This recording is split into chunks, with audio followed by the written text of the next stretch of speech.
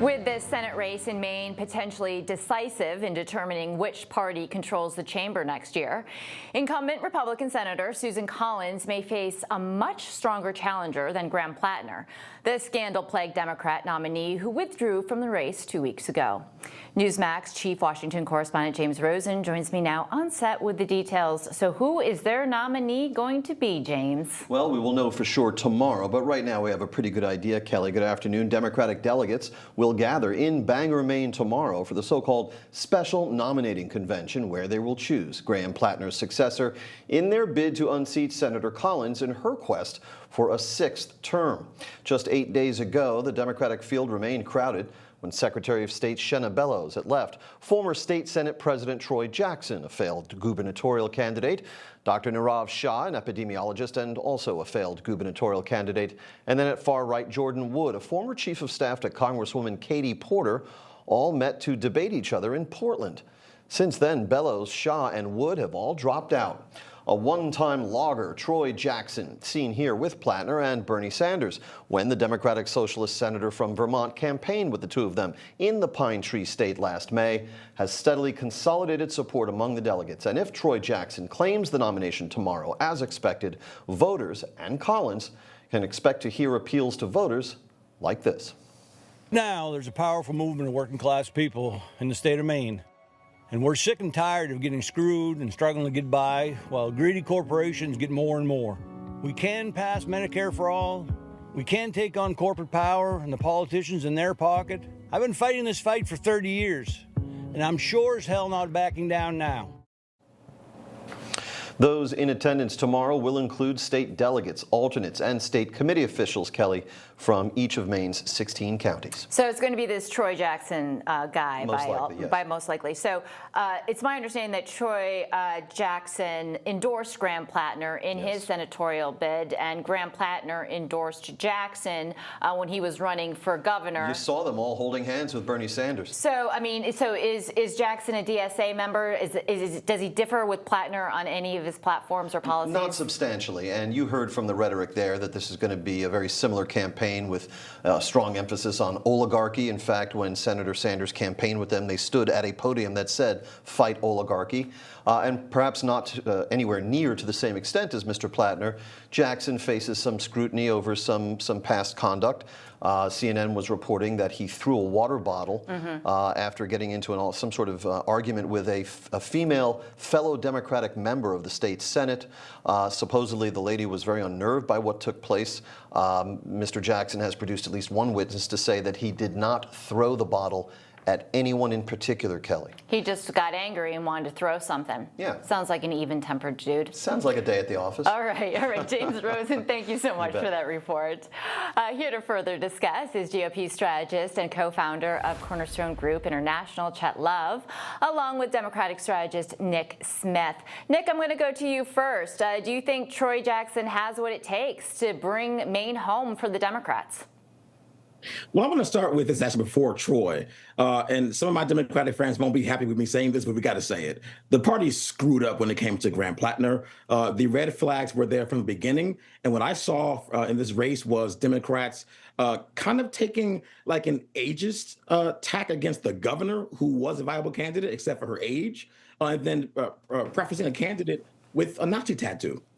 That's red flag number one, and then now we have all these allegations. And so I think when it comes now to him dropping out and Troy becoming the real front runner, I think the party has a chance to take this seat against five-term incumbent Collins, but it's not going to be easy. So this was a debacle for my party, and we have to learn lessons from this.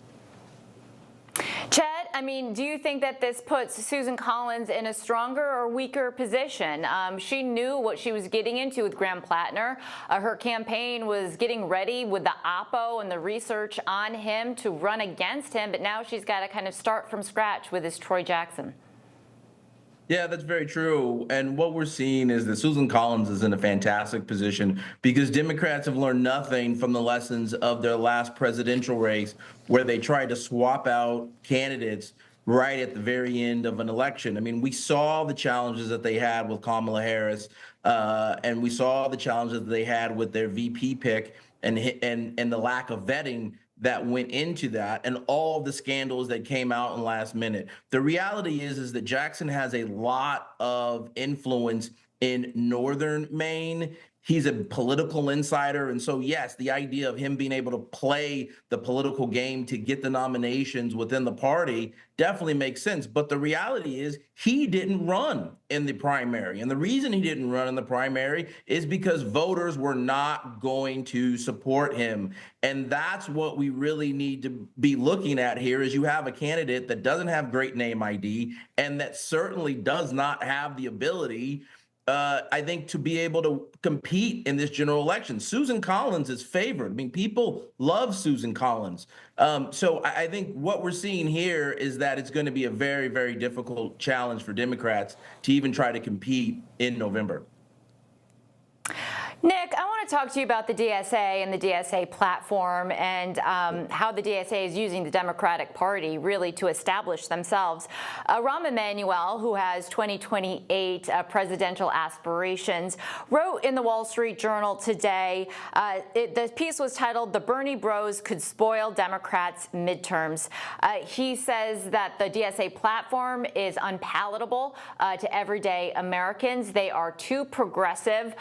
They are challenging other Democrats in safe blue seats in an effort to try to drive the party toward the DSA beliefs, which is abolishing ICE, abolishing the police, getting rid of prisons, no deportations. I mean, what do you make of the DSA party themselves and how they're using the Democratic apparatus? So I live in New York City, where we have a DSA Mayor Mamdani. And what's been fascinating to watch in these first 7 months is that, he was painted as a boogeyman by former Governor Cuomo and, of course, other folks on the right across the country. But what we're seeing, ironically, for this mayor, and this gets your question about for the party, he's actually accomplishing real results. So in the first 6 months, he secured a ton of money for child care for children in the city of New York. And he's negotiating with the president on federal funding for certain infrastructure projects which matter to everyday New Yorkers.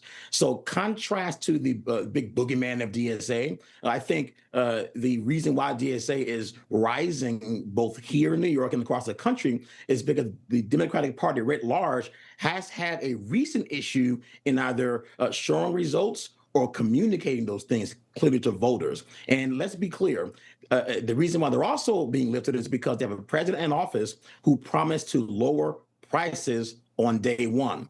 Where is that in the conversation? I'm not sure anymore, but that was a campaign promise. And we have the opposite. We have a war, we have terrorists, which are increasing prices on everything.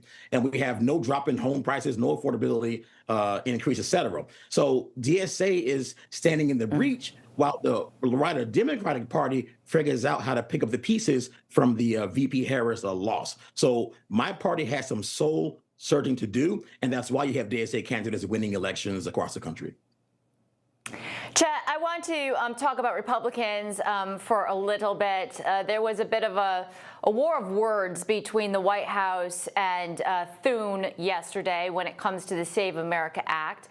Caroline Leavitt, in her press briefing, said the president, his patience is running thin or wearing thin with Speaker Thune or Majority Leader Thune, and the fact that Thune won't bring this to a vote. Thune then replied to the White House, well, why don't you come up here and whip the votes for it? Where do you see this going? Can Republicans just get along? And will the Senate pass what the House just gave them just this week?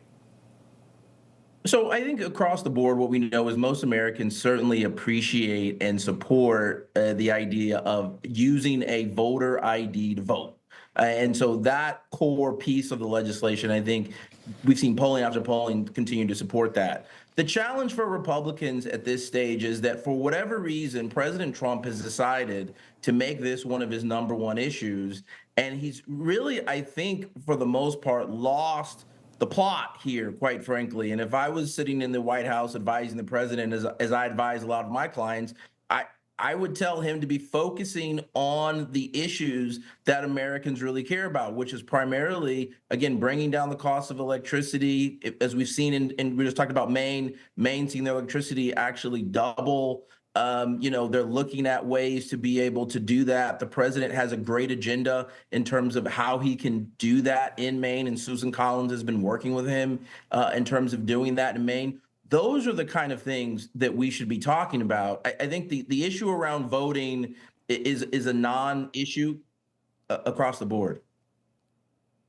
Well, I think it's important to the president's base, and I think you can walk and chew gum at the same time. The president just had an AI event yesterday at the EPA when he was talking about utility prices and lowering them for consumers. I don't see much action happening on Capitol Hill. Chet Love, Nick Smith, thank you both for joining me. I appreciate your time. Thank you. Thanks.